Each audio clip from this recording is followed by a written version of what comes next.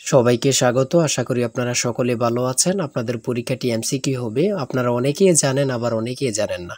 আমি বলে রাখি আপনাদের পরীক্ষাটি এমসিকিউ হবে। আজকে একটি এমসিকিউ পরীক্ষার মডেল টেস্ট নিয়ে এসেছি। ইনশাআল্লাহ এই মডেল টেস্ট থেকে 25 থেকে 30 নাম্বার আপনি অনায়াসে কমন পাবেন। শুধু কষ্ট করে একটু সময় নিয়ে সম্পূর্ণ ভিডিওটা দেখেন, আপনি পরীক্ষায় পাস করতে পারবেন। আমি দেখিয়ে দিব কোন কোন বিষয়, কোন কোন টপিক থেকে প্রশ্ন আসবে।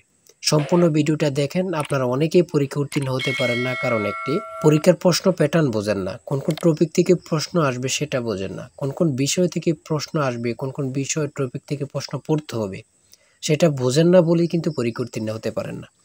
আপনাদের পরীক্ষাটি এমসিকিউ হবে, যেমন এখানে রয়েছে সুশিক্ষিত লোকই মাত্র স্বশিক্ষিত উক্তিটি কার। মনে করেন সঠিক উত্তর হচ্ছে প্রমোদ চৌধুরী। এখানে 4টা অপশন থেকে সঠিক উত্তর হচ্ছে ডি। তাহলে ডি নাম্বারটা আপনারা ভরাট করতে হবে। বলে রাখি আপনাদের সর্বপ্রথম প্রয়োজন একটি ভালো সাজেশন। আমরা আপনাদের জন্য একদম শর্ট করে চূড়ান্ত সাজেশন তৈরি করেছি। পরীক্ষার প্রশ্ন প্যাটার্ন যেমন থাকবে সেম প্যাটার্নে আমরা একটি চূড়ান্ত সাজেশন তৈরি করেছি। সাজেশনটি নিতে স্ক্রিনে দেওয়া হোয়াটসঅ্যাপ নাম্বার রয়েছে, ইমো নাম্বার রয়েছে। দুটোর মধ্যে যে কোনো একটি মেসেজ করে সাজেশনটি সংগ্রহ করুন। সাজেশনের মূল্য 100 টাকা। আমি বলি অবশ্যই প্রত্যেকে আমাদের সাজেশনটি সংগ্রহ করবেন, আপনি পরীক্ষায় পাশ করবেন। যারা বিভিন্ন চাকরির কারণে, কাজের কারণে অথবা পড়ালেখা একটু বুঝেন, কম সময় পান না, তারা অবশ্যই আমাদের এই শর্ট সাজেশনটি সংগ্রহ করে শুধু A to Z পড়ে যাবেন। পরীক্ষা দিতে গেলে আপনি উত্তীর্ণ হয়ে যাবেন ইনশাল্লাহ। তাই বলে রাখি প্রত্যেকে 100 টাকার বিনিময় হলো। স্ক্রিনে দেওয়া হোয়াটসঅ্যাপ নম্বর রয়েছে, ইমো নম্বর রয়েছে। দুটোর মধ্যে যে কোনো একটি মেসেজ করে সাজেশনটি সংগ্রহ করুন। আমি মূল প্রশ্ন প্যাটার্নে চলে যাচ্ছি। এখানে সর্বপ্রথম রয়েছে সুশিক্ষিত লোকই মাত্র স্বশিক্ষিত উক্তিটি কার। সঠিক উত্তর হচ্ছে প্রমোদ চৌধুরী।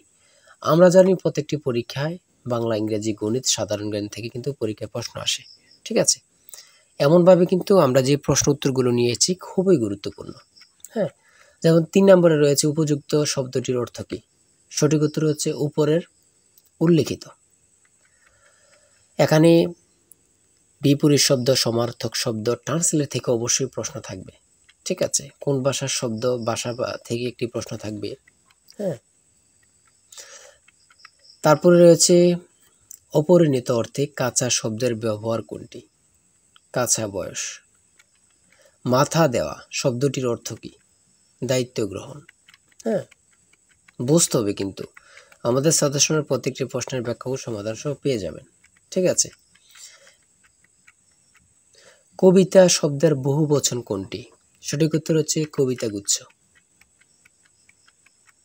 সন্ধি বিচ্ছেদ থেকে অবশ্যই একটি প্রশ্ন থাকবেই। ঠিক আছে, অবশ্যই একটি প্রশ্ন থাকবে। শুদ্ধ বানান থেকে অবশ্যই থাকবে।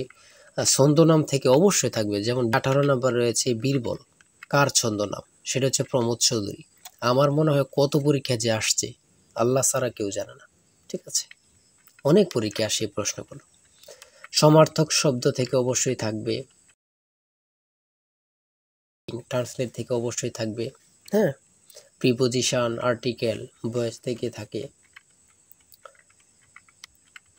বিভিন্ন নাউন থেকে অবশ্যই প্রশ্ন থাকবে। ঠিক আছে, আমি বলে রাখি যারা যারা পরীক্ষা দিবেন প্রত্যেকে আমাদের সাজেশনটি সংগ্রহ করবেন। সিনোনিম অথবা অ্যান্টোনিম থেকে অবশ্যই প্রশ্ন থাকবে। হ্যাঁ, সিনোনিম অথবা অ্যান্টোনিম থেকে প্রশ্ন থাকবে 100% শিওর, এটা ধরে নিতে পারেন। প্রিপোজিশন থেকে অবশ্যই প্রশ্ন থাকবে।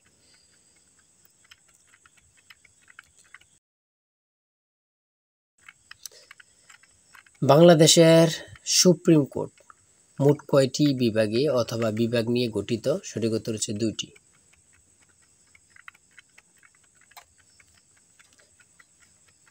ম্যানগ্রোভ বন কি। সেটা হচ্ছে উপকূলীয় বন। খুবই গুরুত্বপূর্ণ। বাংলাদেশকে স্বীকৃত দানকারী প্রথম আরব দেশ কোনটি। খুবই গুরুত্বপূর্ণ, ইরাক। আয়তনে বাংলাদেশের বড় জেলা কোনটি।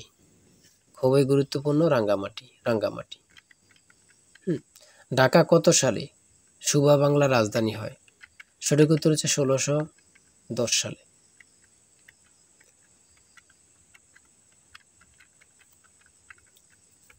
স্বাধীন বাংলাদেশ এ পর্যন্ত কতটি আদমশুমারি অনুষ্ঠিত হয়েছে।